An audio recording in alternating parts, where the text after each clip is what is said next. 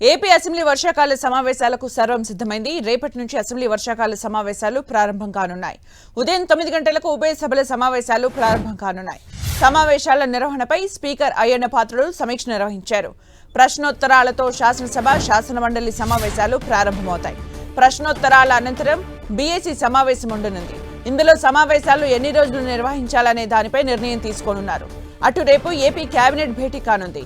మధ్యాహ్నం మంత్రివర్గం సమావేశమై అసెంబ్లీలో ప్రవేశపెట్టే పలు బిల్లులకు ఆమోదం తెలపనుంది.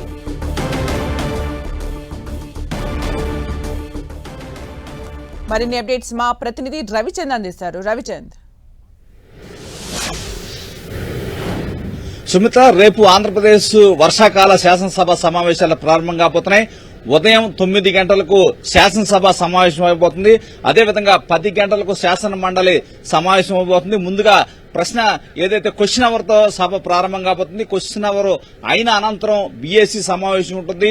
బీఏసీ సమావేశంలో సభ ఎన్ని రోజులు జరపాలి, ఏ అంశాలను ఎజెండాగా చేర్చాలి, ఏ బిల్లులు రావాలి తదితర అంశాల గురించి అక్కడ చర్చించబోతున్నారు.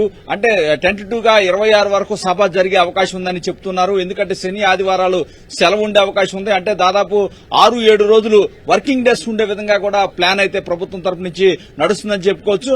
అయితే ఇప్పటికే శాసనసభ స్పీకర్ అయ్యన్న పాత్రుడు, అదేవిధంగా కౌన్సిల్ చైర్మన్ మోషేజ్ రాజు కూడా ఇప్పుడే ఉన్నతాధికారులతో, డీజీపీ, సీఎస్ తదితర ఉన్నతాధికారులతో కూడా ఇక్కడ చర్చలు జరిగి సమావేశమయ్యారు. అసెంబ్లీ భద్రతను కట్టుదిట్టం చేశారు. ఎట్టి పరిస్థితుల్లో కూడా ఎవరైతే అనాథరైజ్డ్ పర్సన్స్, పిఏలకు కూడా అనుమతి లేదని కూడా ఇప్పటికే చెప్పడం జరిగింది. అదేవిధంగా క్వశ్చన్ అవర్ కు సంబంధించి చాలా కీలకమైన చర్చ జరుగుతుంది. ఎట్టి పరిస్థితుల్లో కూడా మంత్రులు కావచ్చు అందరూ కూడా ప్రిపేర్ అయి రావాల్సి ఉంది. సభా నియమావళికి అనుగుణంగానే ఇక్కడ చర్చ జరగాలని కూడా ఇక్కడ స్పీకర్ తదితర సీఎస్ అధికారులను కూడా ఆదేశించడం జరిగింది. అయితే రేపు బీఎస్సీలో ఎజెండా గురించి ఒక చర్చ జరిగే అవకాశం ఉంది. అయితే రేపు సాయంత్రం 3 గంటలకు ప్రభుత్వం తరపు నుంచి కేబినెట్ సమావేశం కూడా జరగబోతుంది. ఎందుకంటే కేబినెట్ సమావేశంలో పలు కీలక బిల్లులకు ఆమోదం తెలపాల్సి ఉంది. ఎందుకంటే అసెంబ్లీలో అవన్నీ పెట్టాల్సి ఉంది. కాబట్టి రేపు సాయంత్రం 3 గంటలకు జరిగే కేబినెట్ సమావేశంలో ముఖ్యంగా మున్సిపల్ బిల్లుకు సంబంధించి కూడా ఇక్కడ చర్చ జరుగుతుంది. ఇవన్నీ కూడా కేబినెట్ సమావేశంలో ఓకే అయిన తర్వాత ఎల్లుండి సభలో పెట్టే అవకాశం అయితే ఉంది.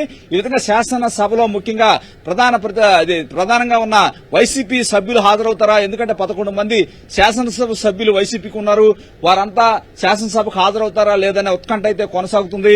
ఎందుకంటే వారు రెగ్యులర్ గా శాసన మండలికి అయితే హాజరవుతున్నారు, కానీ శాసనసభకి హాజరు కావటం లేదు. ఈ మధ్య కాలంలోనే స్పీకర్ కావచ్చు, డిప్యూటీ స్పీకర్ కావచ్చు పలు వ్యాఖ్యలు చేశారు. బయట బహిరంగ కొన్ని వ్యాఖ్యలు చేశారు. ఎందుకంటే అసెంబ్లీకి 6 నెలల పాటు హాజరు కాకపోతే వారి విషయాన్ని కొంత ఏదైతే నిబంధనలకు లోబడి చర్య తీసుకోవాల్సి ఉంటుందనే విధంగా కూడా వారు చేసిన వ్యాఖ్యలు ఇక్కడ ప్రధానంగా మనం గమనించాలి. అందువల్ల రేపు వైసీపీ సభ్యులు హాజరవుతారా లేదా అనేది కొంత ఉత్కంఠ అయితే కొనసాగుతుంది. శాసన మండలికి మాత్రం వైసీపీ సభ్యులు హాజరవుతూనే ఉన్నారు. అయితే క్వశ్చన్ అవర్ లో కూడా ప్రధానమైన ప్రశ్నలు అయితే ఇక్కడ అన్ని పార్టీలు కూడా ఇప్పటికే వైసీపీ సభ్యులు సభకు వస్తారా లేని ఉత్కంఠ ఒక పక్క కొనసాగుతున్నప్పటికీ కూడా శాసన సభలో ప్రశ్నావళి అయితే వారు పంపించడం జరిగింది. ఎందుకంటే డ్రాలో వైసీపీకి సంబంధించిన సభ్యులు వేసిన క్వశ్చన్లు కూడా వస్తూ ఉంటాయి.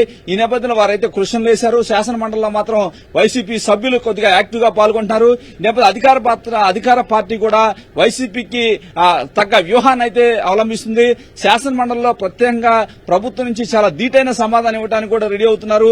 ఎందుకంటే శాసనసభకి హాజరు కానప్పటికీ వైసీపీ శాసన మండలిలో హాజరవుతూ అనేక ప్రశ్నలు ప్రభుత్వానికి సంధిస్తుంది. ఈ నేపథ్యంలో ప్రభుత్వం కూడా దానికి తగ్గట్టు సమాయత్తం అవుతుంది. ఏదైతే ప్రభుత్వం నుంచి శాసనసభ వ్యవహారాల మంత్రి పయ్యావుల కేసు చాలా యాక్టివ్ రోల్ అయితే పోషిస్తున్నారు.